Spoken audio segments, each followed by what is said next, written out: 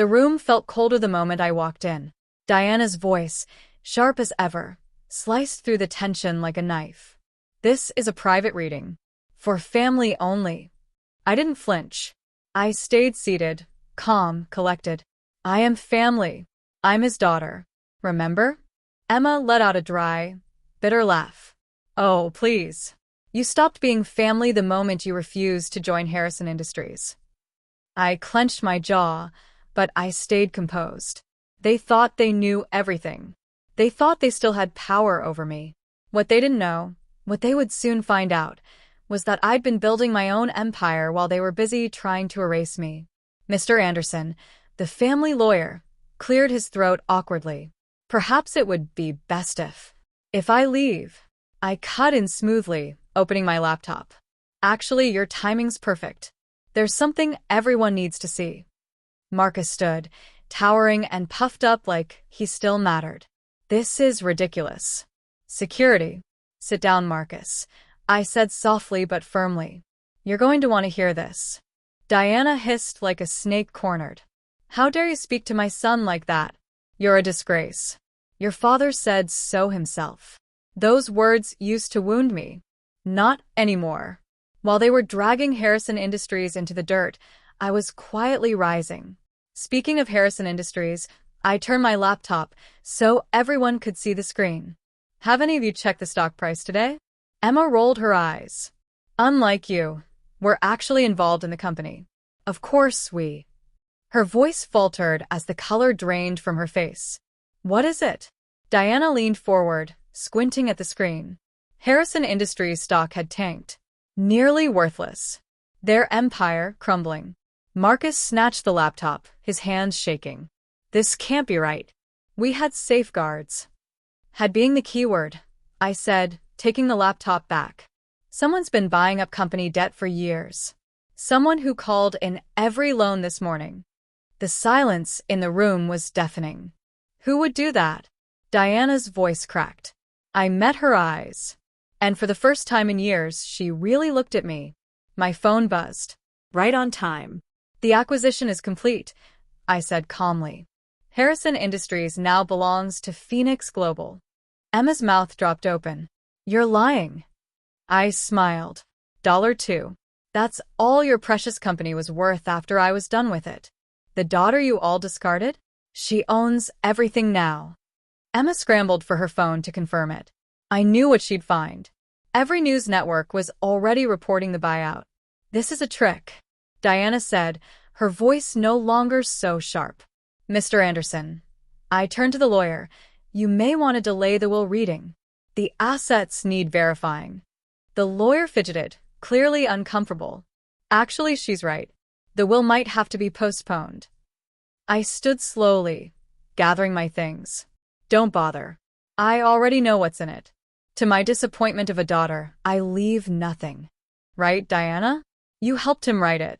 She winced. I continued, my voice steady. "While you were writing me out of the will, I was writing myself into something bigger. The company, the houses, the jets. Everything that was supposed to be your inheritance. It's mine now." Marcus took a step toward me, face red. "You can't do this to us. We're family." I laughed, softly, bitterly. "Family? You want to talk about family? Family doesn't make you eat in the kitchen during business dinners. Family doesn't start rumors about your mental health just because you didn't fall in line. And family sure as hell doesn't celebrate when you're cut off." Diana tried again. "You ungrateful." "Save it," I interrupted. "I've got 6 years of security footage from the mansion. Every dinner where you plotted against me. Every conversation where I was the problem to fix. My favorites from Christmas, when you convinced Dad to rewrite the will while he was drugged." Emma paled. "You bugged our house." "No." I accessed the outdated security system. The same system that caught Marcus embezzling and Emma cooking the books. I placed a USB drive gently on the table. "Think the board might want to see that?" Marcus lunged for it. I pulled it back. "There are copies. Lots of them." Diana's tone shifted. "Desperate now. What do you want?" I sat back down, crossing my legs. "Let me tell you a story. 6 years ago, I started a little consulting firm. You all laughed. Called it a hobby. While you relied on our last name, I built something real. I let that settle before continuing. Phoenix Global now owns companies across 3 continents. We specialize in saving businesses destroyed by greedy, entitled heirs. Mr. Anderson awkwardly tried to get things back on track. Perhaps we should reschedule. No need, I said. I've got a meeting with the board in an hour. They're excited to meet their new owner, especially after I showed them the evidence. Emma spun toward Marcus. You said nobody would find out. Oh, they knew, I said. They stayed quiet because I asked them to. Funny how cooperative people get when you hold their future. Diana stood abruptly. You can't take everything. With what money? I asked calmly. The accounts are frozen. Security codes changed. Credit cards? Shut down right about now. Emma's phone buzzed. She looked at it, horrified. My card was declined. They canceled everything. Just the beginning, I said, rising to my feet. The cars will be gone by this afternoon. Vacation homes? Seized. Jets? Grounded. Marcus slumped back into his chair. Dad wouldn't have wanted this. He wanted control, I replied. Just like you do. But I chose freedom. Freedom? Diana scoffed. You call this freedom? It's revenge. No, I said. Revenge would be leaving you with nothing. Instead, I'm offering you jobs. The silence that followed was the loudest thing in the room. Jobs. Emma whispered. Entry level, of course, I said with a shrug. You'll have to work your way up. Though I hear the cafeteria's nice, if you prefer to eat in the kitchen again. Diana's face turned red. You think you can humiliate us? You did that all by yourselves, I said. I'm giving you a chance. To work. To earn. Like the rest of us. I grabbed my bag. You've got until tomorrow to decide. After that, the job market's tough. At the door, Marcus shouted. Wait. Don't you want to know what Dad left you? I looked back over my shoulder. He left me the best thing of all, motivation. The rest? I took. I walked out of that office feeling lighter than I had in years. My phone buzzed again. The board at Harrison Industries wanted to meet early. The same board I once served coffee to. Funny how fast things change. A month later, I sat in my father's old office, now mine. The space was brighter, cleaner. Harrison Industries had been reborn as Phoenix Global East. A text came in. Diana, again. This apartment isn't fit for someone like me. I smiled.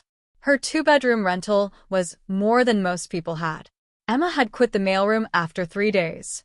Marcus lasted a week in accounting. Now they lived off Diana's salary as a junior office manager. A knock at the door. Come in. It was Linda, once a receptionist, now head of HR. We've got the performance reviews, she said, grinning.